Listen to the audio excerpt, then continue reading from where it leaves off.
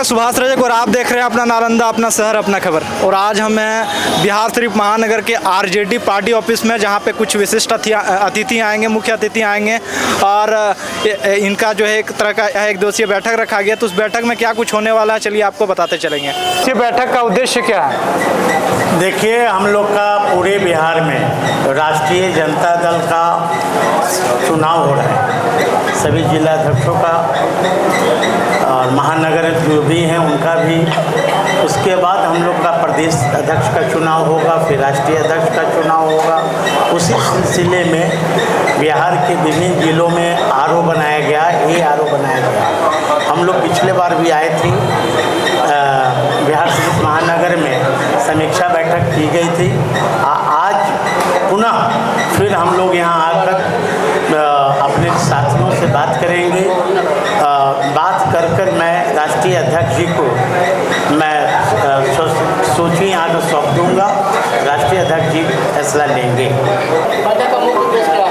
देखिए, बैठक का मुख्य उद्देश्य जो आज का कार्यक्रम रखा गया है कि हम लोग इस पार्टी के जो भी वार्ड के जो भी होंगे, निर्वाचित होंगे, वो हम लोग सही चुनाव करेंगे और जो यहाँ से लिस्ट मिला है हम लोग उसमें देखेंगे जो संगठन और पार्टी के लिए जो अच्छे काम करेंगे उनको मौका दिया जाएगा।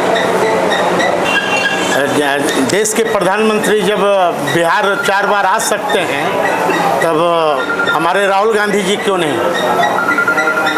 स्थानीय विधायक कहना है कि राहुल गांधी होने के लिए राजी है। कौन क्या कहता है उस पर हमें नज़र नहीं रखना है। बिहार की जनता तय कर ली है कि इस बार महागठबंधन की सरकार बनने से कोई रोक नहीं सकता।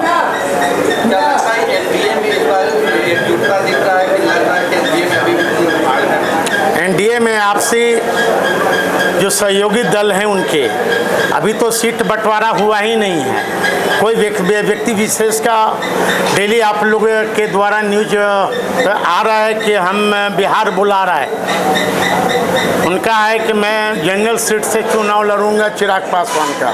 तो चिराग पासवान जी को कौन रोका है? बिहार आवे, लोकतंत्र है, लोकतंत्र में सबकी आज़ादी है लड़ने का। लेकिन वो किसको कह रहे हैं कि हम लड़ेंगे? ये बंदर घुरकी एनडीए के लोगों को वो दे रहे हैं। मेन है सीट का जो अभी तक बंटवारा नहीं हुआ, उसके चलते वो बीजेपी या जेडीयू को आंख दिखा रहे हैं। वो आरजेडी और कांग्रेस में भी आपसी समझ में कमी बताई जा रही है। ये सब गोदी मीडिया का कमाल है। हमारे महागठबंधन में सभी हमारे सहयोगी दल एक हैं और सभी ने हम लोगों ने फैसला कर रखा है कि भारतीय जनता पार्टी जो भारत जलाओ पार्टी है उसको बिहार से तो हटाएंगे ही पल्स पोलियो की तरह, बल्कि हम लोग की एकता ही बल है। एनडीए में चिराग पासवान के रोल वो बंदर घुरकी मार रहे हैं, वो दबाव प्रेशर पॉलिटिक्स कर रहे हैं। वो मुजफ्फरपुर में जिस तरह की अमानवीय घटना हुई है, कहीं ना कहीं मानवता को शर्मसार करने वाली घटना है, इस पर क्या कहना चाहेंगे? जितना भी निंदा किया जाए वो कम है। यहाँ की जो नरभक्षी सरकार है बिहार का, उन्हें इस्तीफा देना चाहिए। और जो स्वास्थ्य मंत्री हैं मंगल पांडे, इनके यहाँ जो जितने बिहार के हॉस्पिटल हैं उस हॉस्पिटल में बेड बिकता है और इसका जितना कमीशन होता है दलालों के थ्रू मरीजों को तो मिलता भी नहीं है। जहाँ पीड़ित परिवार के यहाँ तेजस्वी यादव जी के नेतृत्व में हम लोग परसों गए थे, उनके परिजन आरोप लगाए कि मुझसे भी 4,000 रुपया मांगा गया बेड के लिए, मैं नहीं दिया। यदि आज इलाज हुआ होता तो बच्ची बच सकती थी। और अभी तक नीतीश कुमार के मंत्री, स्वास्थ्य मंत्री अभी तक इस्तीफा नहीं दिए। कथा कथित जो अपने आप को दलितों के मठाधीश समझते हैं चिराग जी और जीता रामान जी, आज तक उनका बयान नहीं आया, न घटना स्थल पर पीड़ित परिवार से वो मिले। इसलिए चिराग पासवान जी से मैं कहना चाहता हूँ कि आप दलितों का रक्षक नहीं हो, आप दलितों का भक्षक हो। बिहार में बाढ़ की समस्या अब तक बनी हुई है। अभी बारिश का सीजन स्टार्ट होने को है। बिहार की अर्थव्यवस्था और दैनिक जीवन पे हर साल बाढ़ का वार होता है। आपके अनुसार इस वर्ष कम से कम क्षति हो, इसके लिए क्या कवायद किए जाने की आवश्यकता है? मैं सरकार में नहीं हूँ, मैं विपक्ष में हूँ। हमारी आवाज़, आप करंट सरकार को क्या सुझाव देना चाहेंगे? वो तो पिछली बार हमारे नेता सुझाव दिए थे कि बाढ़ से पहले, पानी से पहले आप जो भी आपका समस्या है उसे निदान कर लीजिए।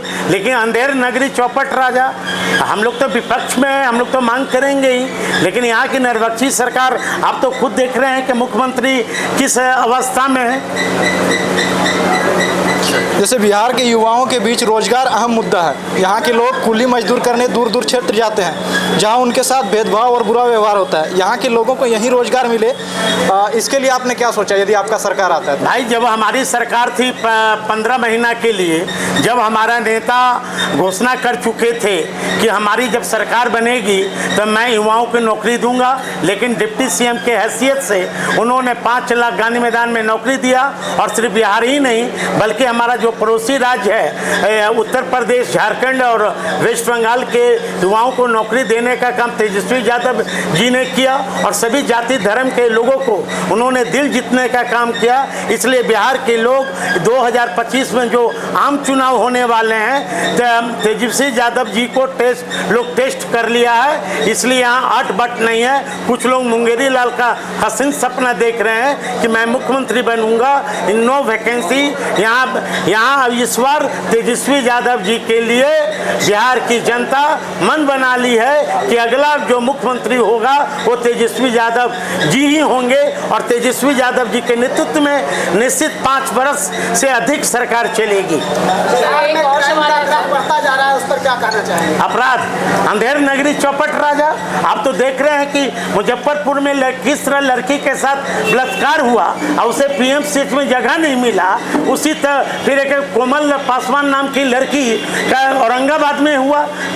राजनीतिक हत्याएं बढ़ गए हैं, बलात्कार खुलेआम हो रहे हैं। और नीतीश कुमार का जो अभी दिमागी संतुलन खराब हो गया है, उन्हें तो रांची के कांके में भर्ती कर देना चाहिए, क्योंकि उनके सहयोगी दल के एक नेता चिराग पासवान खुद बोले हैं कि नीतीश कुमार मानसिक संतुलन उन्होंने खो दिया है, उन्हें इलाज की जरूरत है। हम लोग भी विपक्ष के साथ हैं, हम लोग मांग करते हैं कि नीतीश कुमार को शीघ्र ही कांके के रांची में भर्ती करके इलाज करवाना चाहिए। आज यहाँ पार्टी की मीटिंग थी, आरजेडी फैमिली के राजद परिवार की मीटिंग थी। यहाँ पे राजद पार्टी से यहाँ पे जो रिप्रेजेंटेटिव थे वो माननीय साधु पासवान जी थे, अभिषेक जी थे, पूर्व प्रत्याशी सुनील साहू जी थे और तारिक साहब थे।